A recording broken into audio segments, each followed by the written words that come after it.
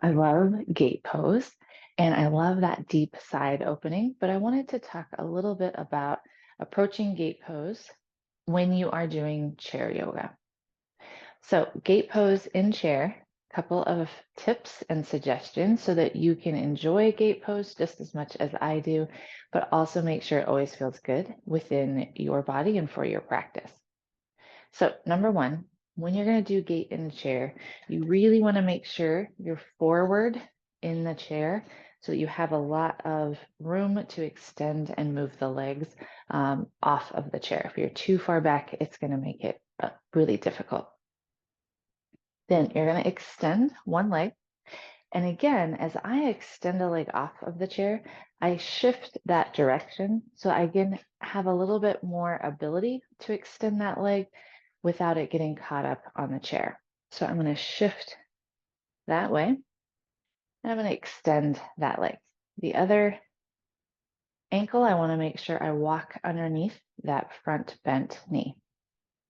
I always like to go down the extended leg first. It's a little more of a gentle side stretch, and you can start to check in with the body and see how it's feeling. Only ever go as far as you can and still be able to breathe. Then as you come through, this is the deeper stretch. You often will see it cued with a hand to a block and the other arm up and over in a chair. But what I want to talk about is that you don't have to do it that way. If this feels fine, great, but I would work towards it, especially if this is the first gate pose that you're doing in a chair. I would first start just with that hand on the same knee and come up and over and see how that's feeling in that side body. Then I might bring my hand to the chair because then I have a little bit more ability to lean up and over. I can also dangle that arm. It just feels a little more precarious that way. But then you might be able to see, oh, I am kind of right at that block. And I can do fingertips, right? And then maybe the hand all the way over so that you are able to kind of keep a gauge on where you want your gait to be, but you're not feeling too all the way over when you're not maybe ready to do that. So, and then of course, make sure you do both sides and make sure that you remember each side is different. So just because I'm going to shift all the way over, so just because I made it to that block on this side doesn't mean that I'll want the same thing as I take the other side. I might be tighter on this side for a myriad of reasons. And so you want to take that same test. Maybe first start with that hand on the knee, maybe to the chair, and then maybe to dangle down and see where that block is if you want to come all the way over. And then you refit.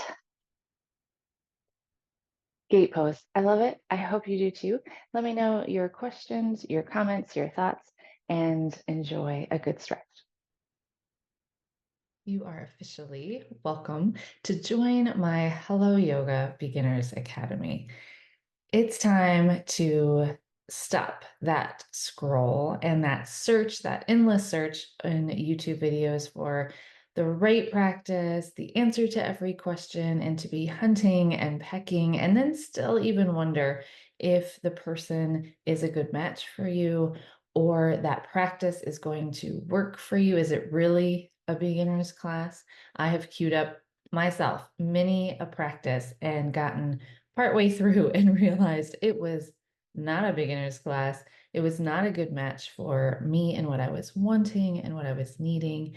Your yoga practice is important. Your self-care is important. And so it's time to jump into the Beginner's Academy and have all that you need step by step and access, of course, to me for any questions that come up so that you can feel supported and confident in your yoga practice today and moving forward. So check it out. Let's do this. And I can't wait to get started with you.